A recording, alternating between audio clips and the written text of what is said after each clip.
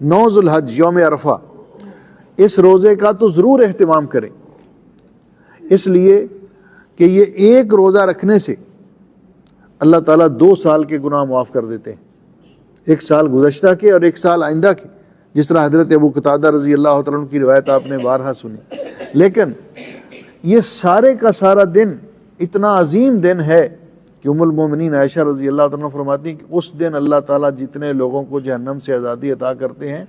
باقی کسی دن میں اتنے لوگوں کو جہنم سے آزاد نہیں کرتے۔ یہ سارا دن ضائع نہیں کرنا چاہیے، اور اس دن سے استفادہ کرنے کا بہترین طریقہ یہ ہے کہ رات کو عشاء کی نماز پڑھ کے جلدی سو جائیں اور پھر صبح جلدی بیدار ہوں، کیونکہ سحری بھی کرنی ہے، تو سحری سے پہلے کچھ تہجد کے نوافل ادا کیے جائیں، اللہ تعالیٰ سے دعا کی جائے، پھر سنت کے مطابق سحری کی جائے۔ اور سحری کرنے کا فائدہ ایک تو یہ کہ سحری کی برکات حاصل ہو جائے انسان کو، یہ برکت والا وقت ہے، اور دوسرا کہ فجر کی جماعت نماز جماعت کے ساتھ ادا کی جائے۔ اور اگر ہو سکے، یہ ایک حدیث جس کو علماء نے حسن کہا ہے کہ جو آدمی فجر کی نماز جماعت کے ساتھ ادا کرتا ہے پھر مسجد میں ہی رہتا ہے، تلاوت کرتا رہتا ہے، اللہ کے ذکر میں مشغول رہتا ہے، حتیٰ کہ سورج طلوع ہو جاتا ہے تو 2 رکعت پڑھ کے پھر گھر جاتا ہے،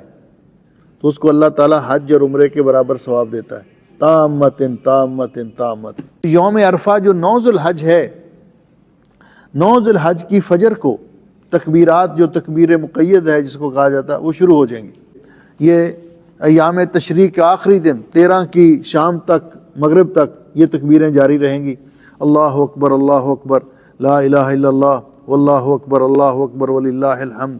اللہ اکبر کبیرہ والحمد للہ کثیرہ وسبحان اللہ بکرۃ واسیلہ، اللہ اکبر لا الہ الا اللہ واللہ اکبر وللہ الحمد۔ پھر دن میں زیادہ تر یہ نہیں چھٹی کا دن ہے تو سارا دن سو کر گزار دیں، کیونکہ زندگی میں دوبارہ یہ دن آئے یا نہ آئے، اس دن اللہ تعالیٰ سے مانگیں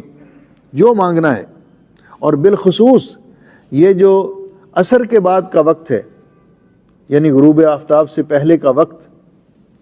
یہ وقت وہ ہے کہ نبی علیہ الصلوۃ والسلام نے فرمایا کہ اللہ تعالیٰ کی جس طرح شان و عظمت کو لائق ہے، اللہ تعالیٰ آسمان دنیا پہ نزول فرماتے ہیں، اور اللہ سبحانہ و تعالیٰ ان لوگوں کے حوالے سے فرشتوں کے سامنے فخر کرتے ہیں۔ یہ وقت حدیث پاک میں آتا ہے جب سورج غروب ہونے سے کچھ وقت باقی تھا تو حضرت انس کہتے ہیں رضی اللہ تعالیٰ عنہ کہ رسول اکرم صلی اللہ علیہ وسلم نے حضرت بلال سے کہا، یا بلال انصت لی الناس، لوگوں کو ذرا خاموش کرواؤ، میں کچھ بات کرنا چاہتا ہوں۔ تو جب لوگ خاموش ہوئے تو رسول اکرم صلی اللہ علیہ وسلم نے فرمایا کہ ابھی جبریل امین میرے پاس اللہ کا پیغام لے کر آئے کہ اللہ سبحانہ و تعالیٰ نے اہل مشعر کے نام، یعنی یہ جو میدان عرفات میں وقوف کر رہے ہیں، ان کے نام سلام بھیجا ہے، اور ساتھ فرمایا ہے کہ میں نے ان کے گناہ معاف کر دیے۔ اللہ تعالیٰ کی طرف سے معافی کا اعلان ہوتا ہے، اور ان کے آپس میں جو تھوڑی بہت شکر رنجیاں تھیں وہ میں نے اپنے ذمے لے لی، یعنی اللہ تعالیٰ نے وہ بھی معاف کر دی۔ تو حضرت عمر رضی اللہ تعالیٰ عنہ نے رسول اکرم صلی اللہ علیہ وسلم سے پوچھا،